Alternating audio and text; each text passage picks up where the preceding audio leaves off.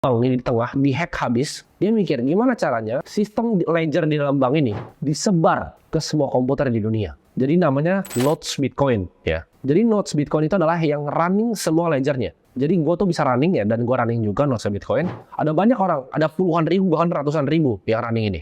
Node itu sebenarnya cuma komputer biasa yang kalian bisa download Bitcoin software-nya, lalu dia running buat kalian bisa verifikasi semua transaksi on-chain-nya.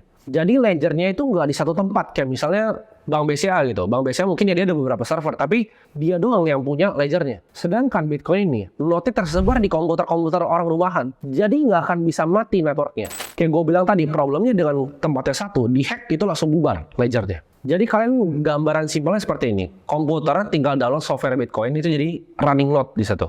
Jadi ada banyak nih running node-nya ini. Nah ini semua validator Bitcoin ini dikumpulin jadi satu blok ya. Nah baru blok ini tiap 10 menit ya dia bikin sebuah rantai ke blok yang baru lagi.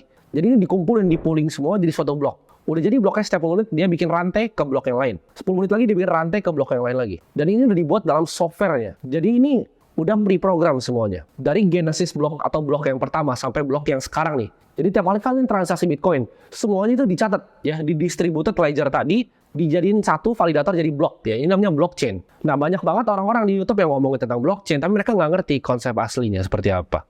Nah, setiap blok tadi, kan gue bilang tadi setiap 10 menit ada blok baru. Setiap bikin blok ya, dalam rantai ini ada namanya hashing. Jadi dari blok 1 ke blok 2 itu ada hashnya. Blok 2, blok 3, blok 4, blok 5. Contohnya gini, misalnya ada 10 ya, transaksinya ada banyak, lalu ada 10 blok 1 sampai 10. Untuk kalian bisa ganti distributed ledger yang pertama ya, transaksi yang pertama, lu harus ganti yang 2, 3, 4, 5, 6, 7, 8, 9, 10. Dengan hashing tadi. Ya gue nggak bahas hashing di sini karena terlalu kompleks dan makan waktu yang panjang. Tapi kalian ngerti maksudnya. Dan nggak mungkin dong Bitcoin bloknya cuma 10 biji. Ya kalian bayangin blok Bitcoin itu sekarang udah berapa banyak. Jadi itu terhubung semua rantainya sampai yang ke pertama. Jadi kalau kalian mau hack satu di tengah, nomor misalnya kalian mau hack nih blok nomor 120.